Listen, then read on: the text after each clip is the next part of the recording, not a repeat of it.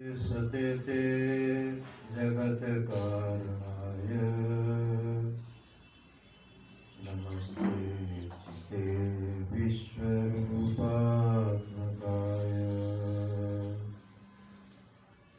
नमो अद्वैत तत्त्वाय मुक्तिप्रदाय नमो ब्रह्मणे व्यापिने निर्गुणाय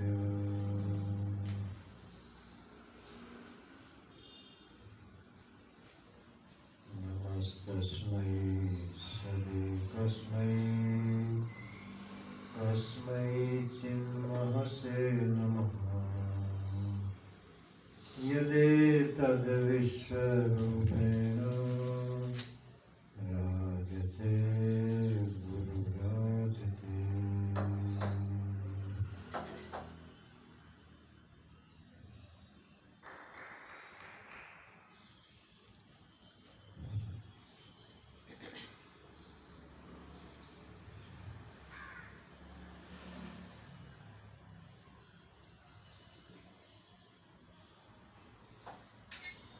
जब मनुष्य जन्म लेता है,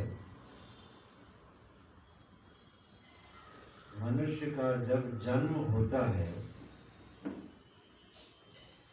उसके जीने की सारी सामग्री उसके साथ में रहती। कैसे जीना है, अर्थात गुरु साथ में रहता है। क्या करना है, वो साधना भी साथ में रहती है। कहाँ जाना है, ये लक्ष्य भी साथ में आता है।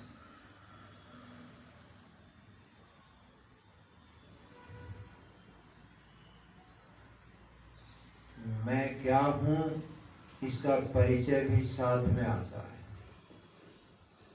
सारी सामग्री हम साथ रखते हैं। माने हमारा केवल अवतार होता है और कुछ नहीं। हम जन्म नहीं लेते, अवतरित होते हैं। जैसे भगवान के अवतार के बारे में आपने सुना होगा कि भगवान जब अवतार लेते हैं तो अपनी सारी शक्तियों सहित अवतार लेते हैं, अपने सब गणों के साथ में आते हैं। ऐसे ही जब मनुष्य का जन्म होता है तो वो सारी सामग्री उसके साथ में होती है।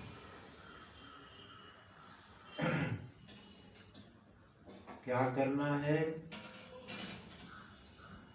कि अपने में रहना है। करने को कुछ बताया ही नहीं गया, क्योंकि ये चीज हमारे साथ में है। क्योंकि हम पूर्ण हैं, तो अपने पूर्णता में रहना है। कि इसका मार्गदर्शन कौन करेगा, कि गुरु। तो उसके रूप में कौन है, कि तीन गुरु। एक तो स्वप्न है हमारा गुरु, एक सुषुप्ति है हमारी गुरु। सुषुप्ति हमें अपने स्वरूप की ओर प्रतिदिन इशारा करके पहुंचाती है, अनुभव कराती है, और फिर आपको अनुभव करते रहने के लिए जागृत में छोड़ देती है। आप जहाँ जागृत में जिस संसार में व्यवहार करते हैं, वो संसार क्या है, उसमें कैसे व्यवहार करना चाहिए, इसके लिए स्वप्न अवस्था रोज आती है। बताती है कि ये सब प्रतीति है, केवल असंग हो करके इसमें से गुजर जाओ। ये भी रोज बताया जाता है, प्रतिदिन। कोई दिन खाली नहीं जाता। और स्वप्नों का तो ऐसा है कि वो एक दिवा स्वप्न भी होता है, रात्रि में नहीं होता, दिन में भी स्वप्न होते हैं। तो उसमें भी यही शिक्षा दी जाती है कि जैसे तुम मनोराज्य करते हो, और वो सब झूठ होता है, परंतु उसमें निकल जाओ, उसमें से असंग होके निकल जाओ। ये भी हमारे साथ में होता है। अब अगर ये भी समझ में नहीं आता तब एक बड़ा प्रबल गुरु है, उसके दो रूप हैं। पहला रूप है दुख और दूसरा रूप है विवेक। ये भी हमें प्राप्त है। दुख जीवन में इसलिए नहीं होता है, इसलिए नहीं होता कि आप उसको भोगो, भोगने के लिए दुख नहीं आता। वो गुरु है, वो समझाने के लिए आता कि देखो तुमने गलत किया ना, फिर तुम्हें प्रतिकूल वेदन हुआ कि नहीं, अर्थात ये गलत मत करो, ये गलत है। सारे शास्त्र कहाँ से निकले? स्वप्न और सुषुप्ति के अध्ययन से। आप कोई भी मंत्र उठा लो, कोई भी, सब आपको स्वप्न और सुषुप्ति ही समझाएगा। तो महात्माओं ने इन्हीं का स्टडी कर करके इनको लिखा है। तो हमारे पास दो गुरु साथ में आते हैं। अगर आप अपनी पूर्णता में चूक गए हैं, आपको कुसंग मिल गया है, तो आप स्वप्न और सुषुप्ति से समझ सकते हैं कि मुझे क्या करना है, कैसे जीना है, क्या हमारा लक्ष्य है और क्या हमारा अंत है। ये सब बातें हम साथ में लाते हैं। अगर कहीं भूल चूक हो जाए तो उसमें से कैसे निकलना है, ये भी सब साथ में है। अगर फिर भी समझ में नहीं आता तो फिर एक तीसरा गुरु है हमारा दुख, वो सिखाता है। उसको दो पार्ट करते थे स्वामी शरणानंद जी कि एक तो है दुख का भोग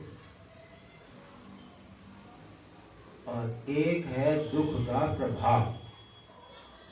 तो दुख का प्रभाव तो गुरु का काम करता है और दुख का भोग समय खराब करता है, हाथ कुछ नहीं करता। तो उन्होंने इस पर इतना विचार किया हुआ था स्वामी शरणानंद जी ने, आंख तो थी नहीं उनकी, परंतु प्रतिभा बड़ी गजब थी। हाजिर जवाब थे। व्यक्ति के प्रश्न अभी आधा ही नहीं करता था, वो जवाब दे दे स्टेज पर। इतने हाजिर जवाब थे वो। बुद्धि बहुत सूक्ष्म थी, विरक्त थे, आंख नहीं थी और भगवान पर इतना विश्वास था कि अकेले बिना किसी सहारे के बद्रीनाथ भी हुआ है, पगडंडियों से सब जगह, इतना मनोबल था। तो उन्होंने दुख के प्रभाव पर एक थीसिस लिखी थी, बोला था और लिखा तो लिखता तो कोई और है, या प्रवचन किए थे, लोगों ने लिख लिए। तो पुस्तक का नाम ही है दुख का प्रभाव। वही गुरु है सबका, सबको वही सिखाता है।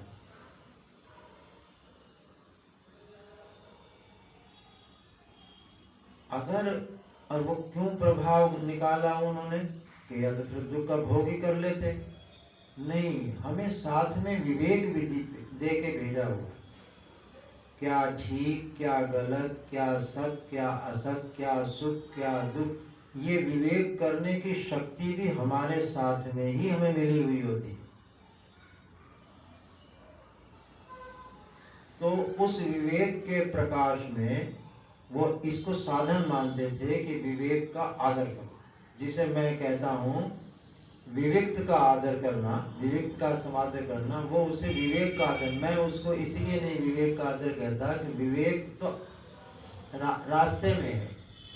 विवेक करके जो निष्कर्ष निकाला गया, सत्य असत्य सुख दुख, ये हमने विवेक किया, उसमें से निष्कर्ष क्या निकला कि ये दुख है इसे छोड़ो, ये सुख है इसे जीवन में रखो, ये अनित्य है इधर ध्यान देना बंद करो, ये नित्य है इसका चिंतन करो। तो निष्कर्ष जो निकला उसे कहेंगे विवेक। तो उसका हमें समादर करना है, विवेक का नहीं। तो विवेक का जब हम प्रयोग करते हैं, हमारा साथ में हमारे गुरु आता है। आपको ये बाहर के गुरु, तो ये भी यही विवेक बताएगा कि ये हमारे गुरु होने लायक है, नहीं होने लायक है, हमारे लिए ठीक है, हमारे लिए ठीक नहीं है। इस पे श्रद्धा करनी चाहिए, इस पे श्रद्धा नहीं, ये भी हमारा विवेक ही बताएगा। माने जो बाहर के गुरु होते हैं ये प्रतिनिधि गुरु कहलाते हैं, विवेक के प्रतिनिधि। जब हमारा मन वासनाओं से घिर जाता है, विवेक की बात नहीं मानता, तो बाहर से फिर सहारा लेना पड़ता है। वो होता है हमारा गुरु विवेक के स्थान पे ही है।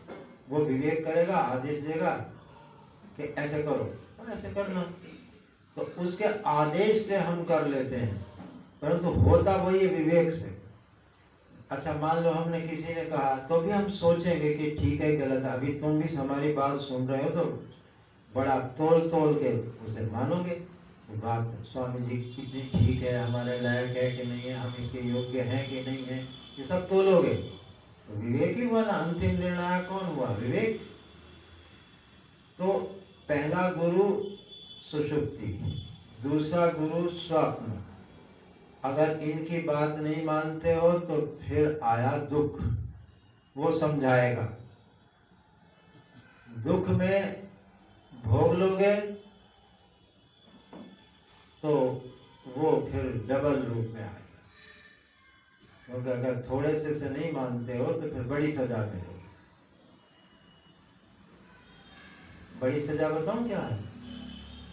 कि आप पर आवरण आ जाएगा, हमेशा के लिए छुट्टी, जाओ। अब आनंद से वंचित, उसको कहते हैं प्रमाद। अब उसमें भ्रम ही भ्रम रहते हैं, अब वो आदमी भ्रमों में घूमता रहता है। जन्म उसी के लिए, जन्म जन्मांतरों की, पुनर्जन्म आदि की, उसी के लिए ये अध्यारोप की कल्पना की गई है। तो अगर दुख का प्रभाव आप स्वीकार करते हैं कि मुझे दुख क्यों हुआ, मैं तो दुख नहीं चाहता, फिर क्यों हुआ? विवेक शुरू हो गया, तो दुख आपको विवेक को जगाएगा। जो दुख विवेक को जगाएगा, इसका अर्थ है दुख का प्रभाव हो गया। ऐसा क्या हो सकता है कि मैं दुखों की आत्यांतिक निवृत्ति कर लूं और परमानंद की प्राप्ति कर लूं? ये दुख ही बताएगा, क्योंकि दुखों की आत्यांतिक निवृत्ति उसका पूर्व भाग है, परमानंद की प्राप्ति उसका अंतिम भाग है। तो दुखों की आत्यांतिक निवृत्ति कैसे हो, ये विवेक जग गया। अब विवेक करेंगे तो ये होगा कि नहीं, सुषुप्ति में तो दुख बिल्कुल ही नहीं होता, वो कौन सी स्थिति है? और स्वप्न ये कहता है कि जो दिखता है वो सब झूठ है, तो हम तो इसको सच मान रहे हैं, तो सच मान के जी रहे हैं।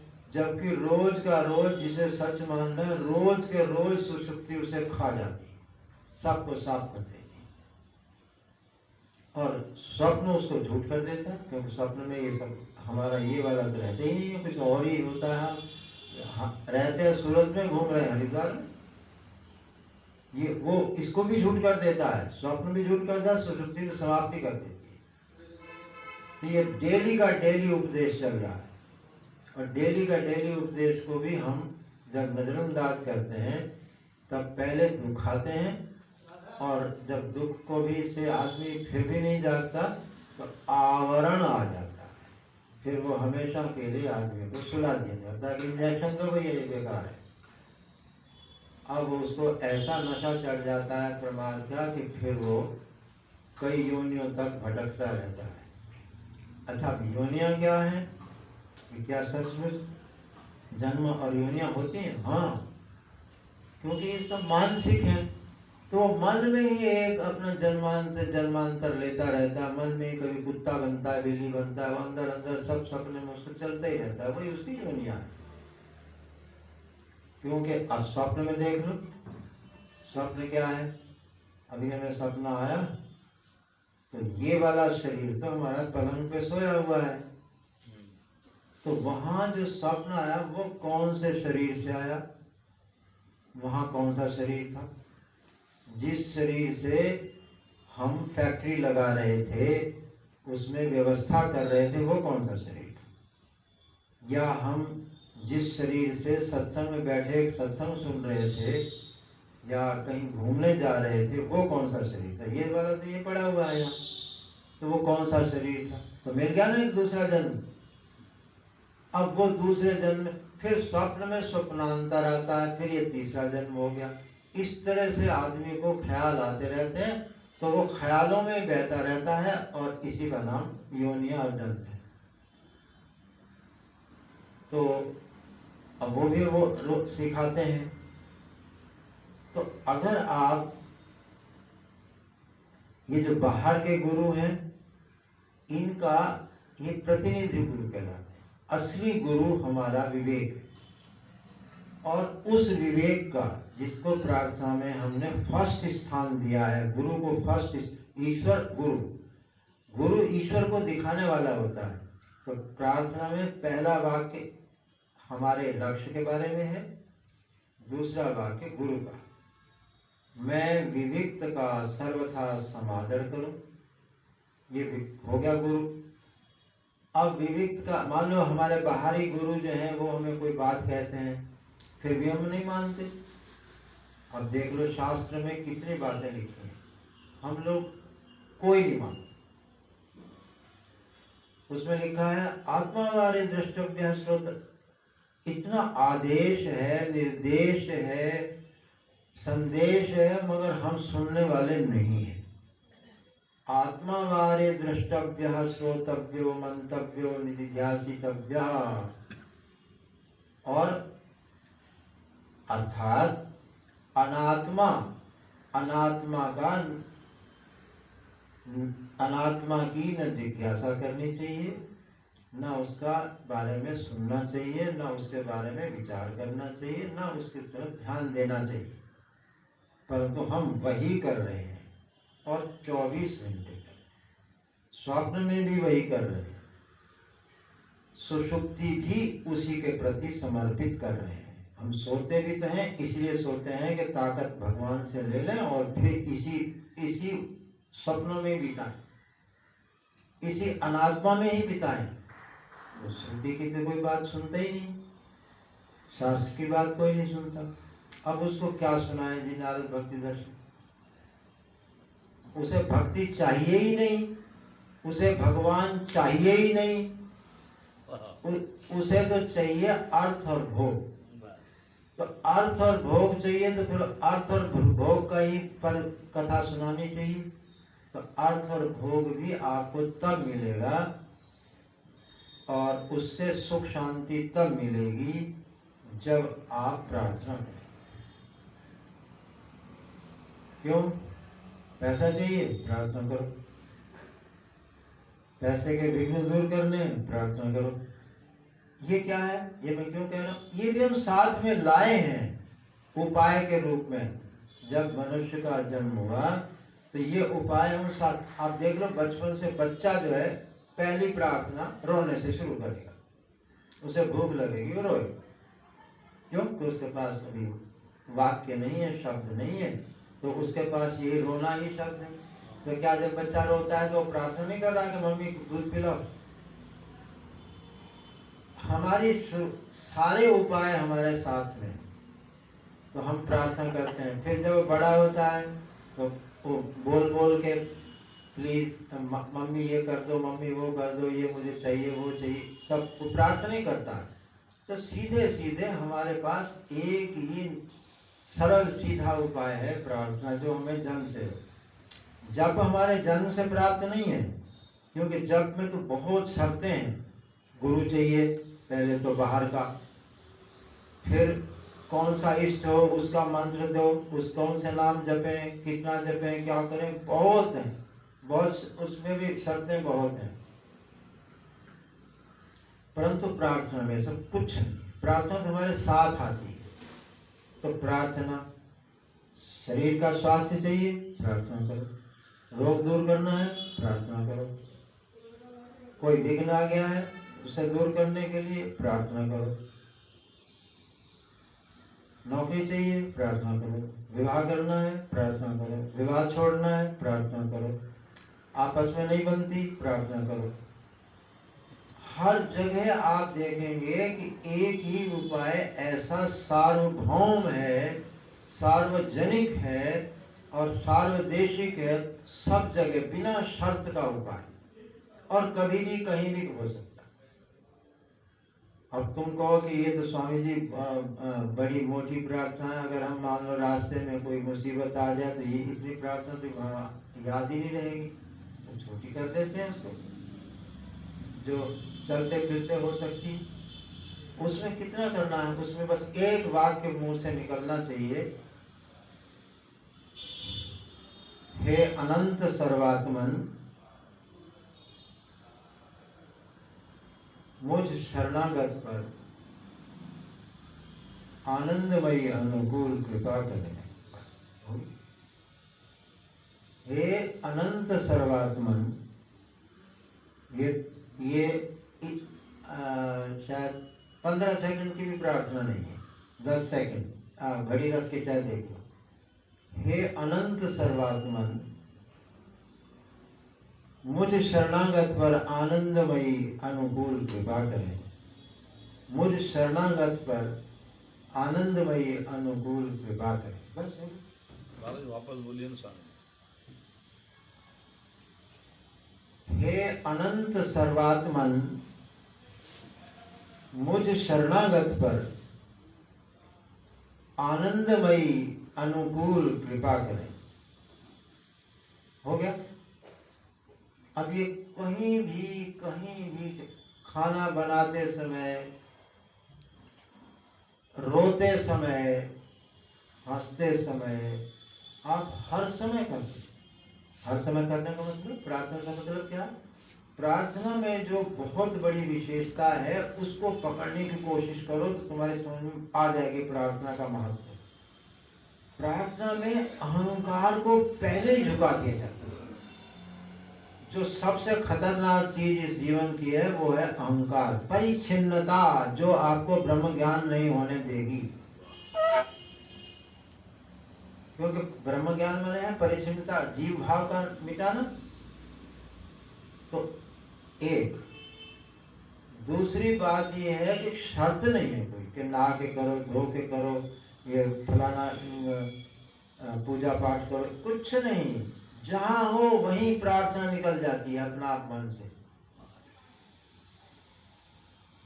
अब मैंने फिर भी ये क्यों बताई? क्योंकि प्रार्थना करना अगर नहीं सीखोगे तो गलत सलत कर बैठोगे। अब मैंने इसको विवेक पूर्वक सेटिंग दिया। किससे करनी चाहिए? अनंत से। छोटे मोटे से नहीं हम प्रार्थना कर सकते, किसी डिपार्टमेंटल देवी देवता से नहीं कर सकते। और फिर ये प्रार्थना जो है वो तो आस्तिक नास्तिक सब कर सकते हैं, क्योंकि इसमें हमने ये तो नहीं कहा कि अल्लाह मियाँ या गॉड भगवान और या राम कृष्ण आदि, हमने कुछ नहीं कहा। कोई एक अस्तित्व है, ये सबको स्वीकार करना पड़ता है कि कोई महान वस्तु है जो हमसे बड़ी है, जो हमसे ज्यादा जानती है, ऐसी कोई वस्तु है।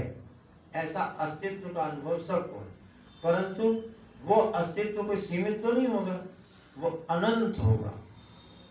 तो इसलिए पहला शब्द है अनंत। और वो चेतन होना चाहिए। हम एक आदमी कल कह रहे थे कि आकाश तो भगवान की प्रकृति में है। मैंने कहा हाँ, तो प्रकृति का अधिष्ठान कौन है? वही आकाश रूप परमात्मा, और कोई चेतन। वहां जड़ता को दृष्टि में रख के प्रकृति कहा गया है। जब चेतनता को देखेंगे तो प्रकृति भी, अब सूत्र वेदांत दर्शन का, प्रकृतिश्च प्रतिज्ञा दृष्टान्तानुक्रोधात्, प्रकृति भी वही है। कैसे कि प्रतिज्ञा है श्रुति की कि एकस्मिन् विज्ञाते सर्वं विदितं भवति, और कि एक को जानने पर सब कुछ जाना जाएगा। उदाहरण दिया कि मिट्टी को जान लो, सब मिट्टी के जितने विकार हैं, मतलब घड़ा से गोरा आदि सब समझ में आ जाएंगे। तो प्रकृति तो ऐसा है। तो अनंत, इस अब अनंत में क्या नहीं आया? सभी स्तुतियां आ गई। अब सभी स्तुतियां, क्योंकि सीमित में स्तुतियां अलग अलग होंगी, अनंत में तो सब चीज आ गई। और दूसरा शब्द है सर्वात्मन। सब किया। वो जो संकट आया है, जो पैसा है, जो लक्ष्मी है, जो भोग है, जो वो है, उसकी भी आत्मा। और फिर सबसे बड़ा इशारा है अपनी ओर के, अपनी आत्मा। अपनी आत्मा के रूप में भी वही है और वो अनंत है। एक तरह से ऐसा कहो कि महावाक्य जैसा ये स्तुति है कि जो सर्वात्मा है वो ब्रह्म है। तो मेरी आत्मा ब्रह्म है, अयम आत्मा ब्रह्म। तो हे अनंत सर्वात्मन, ये सर्वात्मन इसीलिए बोला गया है कि ये पुकारने के अर्थ में है। जैसे कहते हैं ना हरे राम, ये हरे तो क्या है? हरे पुकारने के उसमें है, संबोधन है।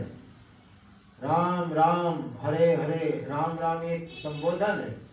हम पुकारते हैं जिसको हम, जिससे हम सहायता चाहते हैं, उसको पुकारना पड़ता है। तो ये इसलिए यहाँ है हे सर्वात्मन, पुकार रहे हैं, बुला रहे हैं, याद कर रहे हैं।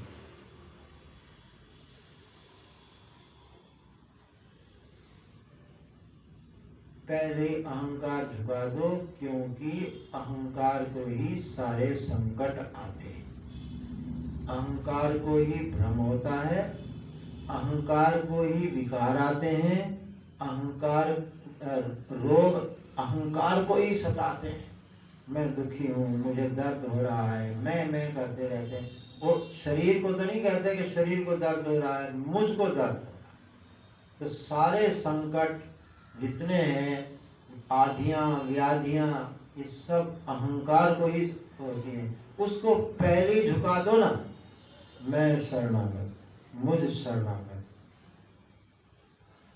मुझ शरणागत पर कृपा करें। नहीं, कृपा में तो बहुत कुछ छिपा है, जहाँ जिसे सुन के तुम घबरा जाओगे।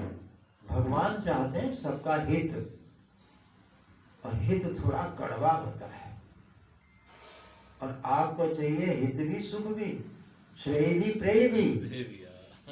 इसीलिए हमने उसको सावधानी से यहाँ कहा आनंदमयी। और कैसी कृपा? अनुकूल कृपा। उस समय हमें आनंदमयी अनुकूल कृपा चाहिए।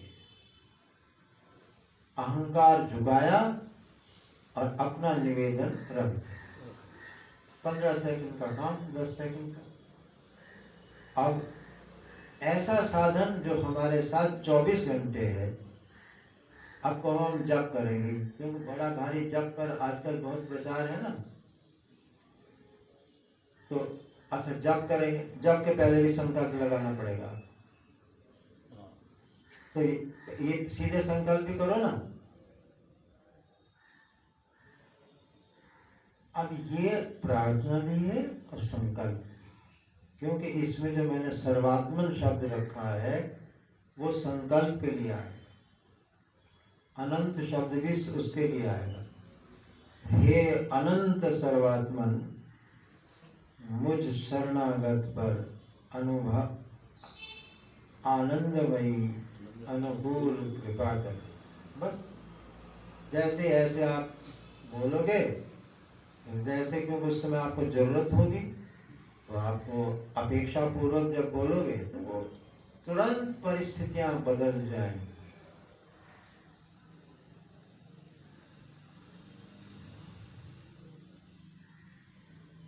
गजेंद्र की परिस्थिति बदल गई, प्रहलाद की परिस्थितियां कदम कदम पर बदली हैं, क्योंकि प्रहलाद 2 ही काम करता था सिर्फ। प्रहलाद की भक्ति के 2 खास बात है। आप तो कथा करके मनोरंजन करके चले जाते हो ना, परंतु ये कोई महात्मा नहीं सुनाता जो असली बात भागवत में दी हुई है हर प्रसंग के बाद में। ये भागवत की विशेषता है कि जो प्रसंग सुनाएंगे उसका अभिप्राय भी व्यास जी बताएंगे। और वो श्लोक शुरू होते हैं एतावान एव। एतावान एव का अर्थ क्या है? बस इतना ही तात्पर्य है, इससे इधर उधर अर्थ मत लेना। इसीलिए ये संस्कृत का है वाक्य, एतावान एव, बस इतना ही हमारा अभिप्राय था इस प्रसंग को सुनाने का। अब हम उसके अलग अलग अगर अभिप्राय लेते हैं तो आप वक्ता से दूर चले गए। अब आप अपनी अपनी मन कहानियां घड़िए। ये व्यास जी का राय नहीं। व्यास जी ने जिस अभिप्राय से कथा कही है वो ये अभिप्राय है। तो प्रहलाद के प्रसंग में 7वें स्कंद में ये दिया है, एतावान एव पुंसा स्वार्थ परास्मृतः। तो प्रहलाद की जो दो विशेषताएं हैं उसमें एक तो ये बता दी व्यास जी ने। क्या करते थे प्रहलाद?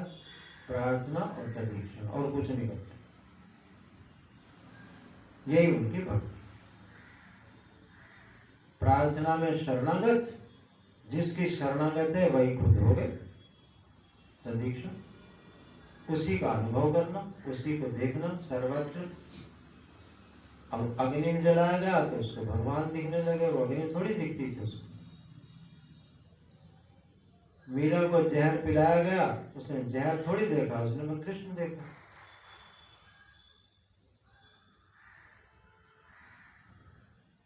कब मिलोगे श्याम, कब मिलोगे श्याम, ये प्रार्थना नहीं। प्रार्थना और तदीक्षण ये दो ही भक्तों का प्राण है।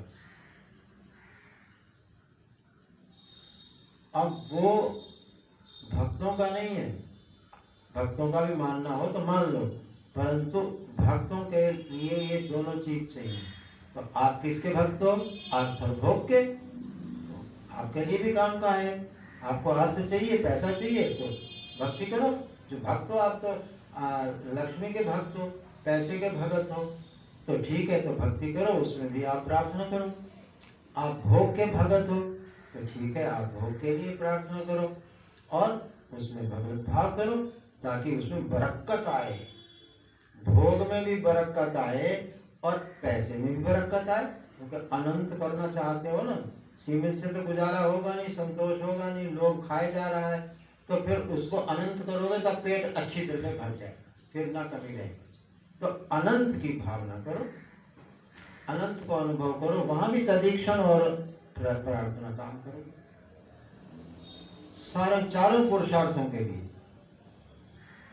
परंतु गलती कहाँ हो रही है? गलती यहाँ हो रही है कि हम, जिसने ये तुम्हें बनाया, जिसने तुम्हें ये दृश्य दिया, उसके प्रति नमक हरामी,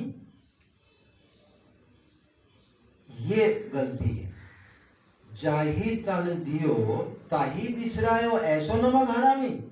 एक तुलसीदास सूरदास जी का पद है, जाही तन दियो ताही बिसरायो। जिसने पैसा दिया, जिसने सारी संपदा दी, जिसने सारे सुख ऐश्वर्य दिए, उसी को छोड़ दिया तुमने। इतना नमक हराम, कृतघ्न।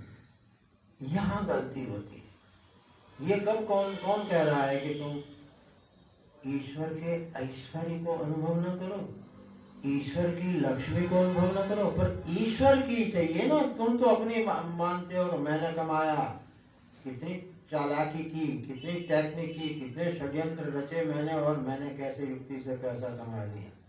तो यहाँ गलती है, इसलिए वो दुख रूप हो जाता है और हमेशा के लिए आवरण रहा।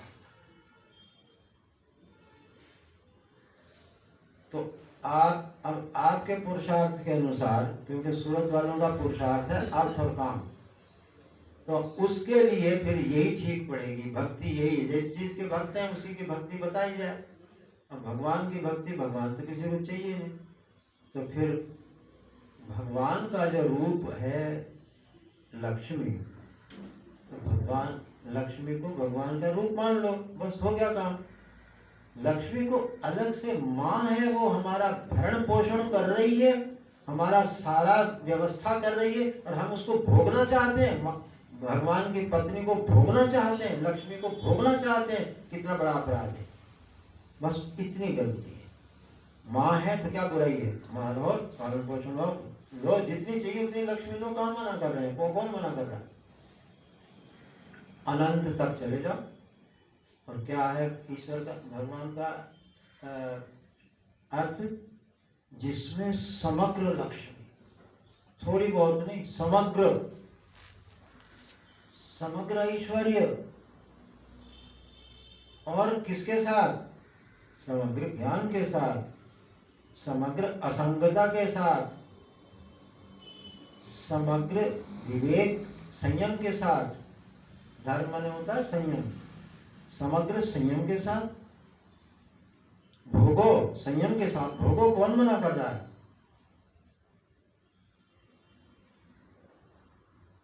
तो गुरु के बारे में एक निर्णय कर डालो। रोज रोज सुनते हो और पल्ला झाड़ के चल देते हो।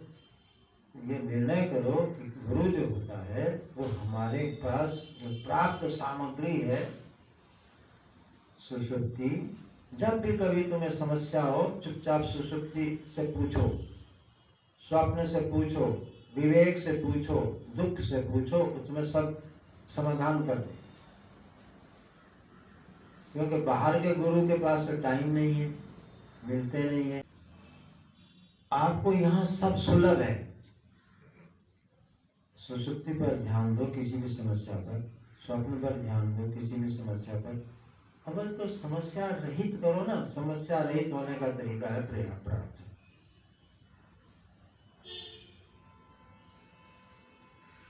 दूसरा साधन है तदीक्षण, उसे मैं अभी बाद में लूंगा। तो हम समझते हैं कि अगर तुम्हें हर काम के लिए प्रार्थना करनी चाहिए,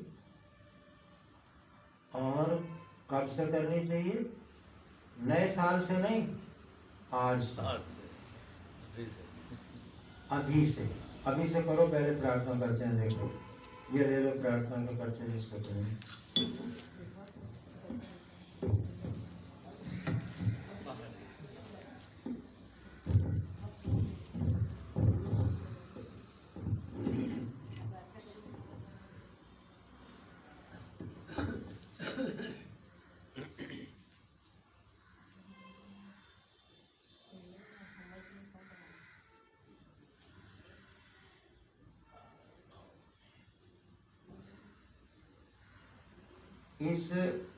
इस चार्ट में 3 प्रार्थनाएं हैं। मैं अभी एक ही करा रहा हूँ, एक ही कराऊंगा, क्योंकि बाकी 2 प्रार्थनाएं हैं वो थोड़ा आपके स्वार्थ से थोड़ा दूर पड़ती हैं, वो आप करेंगे नहीं, इसलिए मैं उसको उठाता नहीं। क्योंकि दूसरे नंबर की प्रार्थना है बच्चों के लिए, उनकी अकल बुद्धि पढ़ाई लिखाई के लिए। आप बच्चे हो नहीं, इसलिए आप करोगे नहीं। तीसरी प्रार्थना है परोपकार के लिए, सबके भले के लिए। उसके भी आपको स्वार्थ नहीं है, इसलिए उसमें भी आपकी रुचि नहीं होगी, इसलिए उसे भी हम अभी बाद में लेंगे। पहले आपके स्वार्थ की बात वाली प्रार्थना करेंगे। तो प्रार्थना करने का जो तरीका है, अगर आप वो नहीं अपनाएंगे तो उसका प्रभाव बहुत देर में आएगा। जैसे एक उदाहरण मैं प्राय सबको देता हूँ, समझ में आने लायक होने से। कहते हैं कि हलवा जो है वो सूजी, घी, पानी और मीठे से बनता है, ठीक है। तो आपको हम 4 चीज दे देते हैं, आप बना के दिखाओ कैसे बनाओगे। पहले पानी डाल दो कढ़ाई में, फिर घी डाल दो, फिर सूजी डाल दो, फिर चीनी डाल दो, बन जाएगा हलवा। चीज तो वही है, शब्द तो वही है प्रार्थना के, हे अनंत अद्वैत, शब्द तो वही है, परंतु आप विधि पूर्वक नहीं कर रहे हैं। जो विधि हलवे बनाने की है उसी विधि से बनाओगे तो हलवा बनेगा, वरना नहीं बनेगा। लपसी लुपसी कुछ ऐसी बन जाएगी, उसका कुछ भी हाथ नहीं लगने वाला है। तो ऐसे ही अगर आप बिना विधि के प्रार्थना करेंगे तो वो भी लपसी ही बन जाएगी, वहां भी कुछ रंग नहीं आएगा उसमें। तो उसकी विधि है बड़े प्रेम से, बड़ी मधुरता से, बड़ी गंभीरता से, क्योंकि हम बहुत बड़ी अनंत शक्ति के सामने कुछ बात कहना चाहते हैं। हम अपनी बात किसी महान से कह रहे हैं, तो ये थोड़ी हे अनंत अद्वय आनंद स्वरूप सर्वस्व प्राज्ञ मैं विवेक का सर्व ये प्रार्थना करने का ढंग नहीं। अरे भाई किससे कह रहे हो, किससे कह रहे हो? तो पता अनंत शब्द बोल रहे हो तो जरा देखो ना, अनंत भाव बनाओ। हाँ, अनंत। ये जो आपकी वृत्ति है ना, देखो ऐसा हमारे स्वामी जी उदाहरण देते थे, एक संडासी होती है ना, जैसे पतीली पकड़ते हैं, फिर पकड़ते हैं, संडासी कहते हैं, क्या कहते हैं? हाँ, अब उससे संडासी से पकड़ो, हर चीज पकड़ में आ जाएगी। तो अगर संडासी को फैलाओ फैलाओ फैलाओ फैलाओ तो वो टूट जाए। अब उससे आप छोटी मोटी चीजें नहीं पकड़ सकते, राग द्वेष नहीं पकड़ सकते। तो ऐसे अनंत का जैसे भाव बनाओगे, राग द्वेष दुख गए, क्योंकि अनंत में राग द्वेष दुख होते नहीं, असंभव है ना चीज हो। तो ऐसे अनंत शब्द बोलते ही आपको एक ख्याल बनना चाहिए, ये इसकी विधि है। और फिर देखो, एक ही प्रार्थना करने के बाद आप रिजल्ट देख लो। उधार का तो कोई काम ही नहीं है यहाँ। तो मधुरता, ये शब्द याद रखो, इसकी विधि में है मधुरता और गंभीरता, गहराई से, और मधुर भाषा। मधुर भाषा कब होती है बताएं? आप देख लो ना व्यवहार में, जो व्यक्ति अहंकारी नहीं होंगे ना, उनकी भाषा मधुर। अहंकारी आदमी हमेशा कड़क बोलेगा, दूसरे का तिरस्कार जिसमें हो, ये क्या होता है, उसकी भाषा में मधुरता नहीं आएगी। या फिर चालाक आदमी जो है, किसी को फंसाने के लिए, जाल डालने के लिए मधुर भाषा का प्रयोग करते हैं। परंतु अब यहाँ हम एक महत्तम महतो महियान वस्तु से कुछ कहना चाहते हैं, तो हम मधुरता और गंभीरता से बोलेंगे, हे अनंत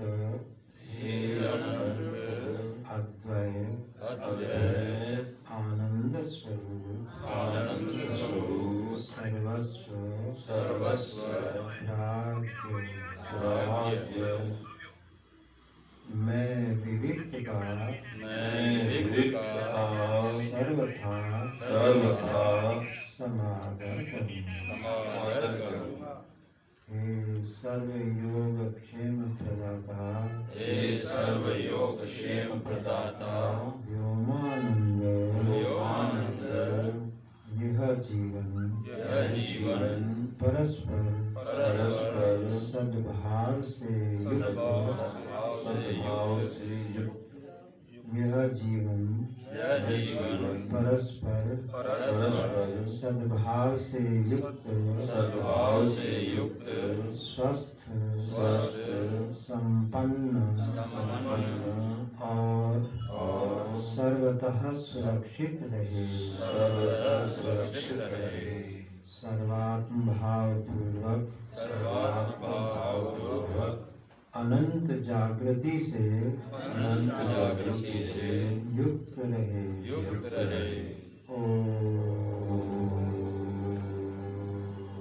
अब गहरी नींद जैसी शांति में चले जाओ, ये विधि में है।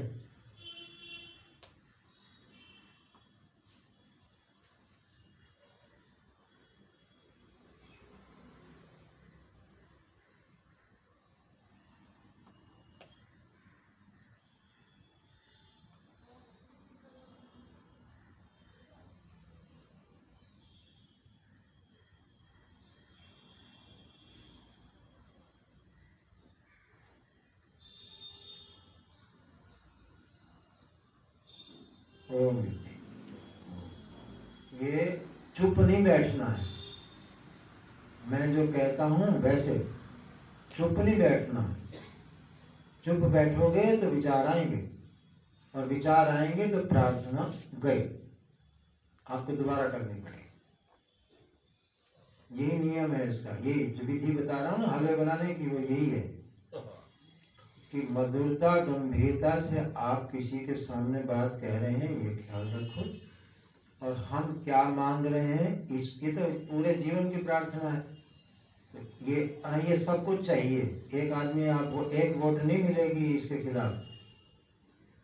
तो और फिर उसके बाद इस प्रार्थना को ईश्वर तक पहुंचाना है। तो उसके लिए आपको शांत होना पड़ेगा। कैसा शांत? जैसा गहरी नींद। गहरी नींद में कोई विचार नहीं आता है। तो आप अगर आलंबन लेके करेंगे कि हमें गहरी नींद में जो सुख होता है वो क्या होता है, ऐसी तरफ इधर ध्यान देंगे तो आप शांत हो पाएंगे, वरना शांत नहीं हो पाएंगे, विचार आ जाएंगे। तो ये है, इस तरह से आप कीजिए। और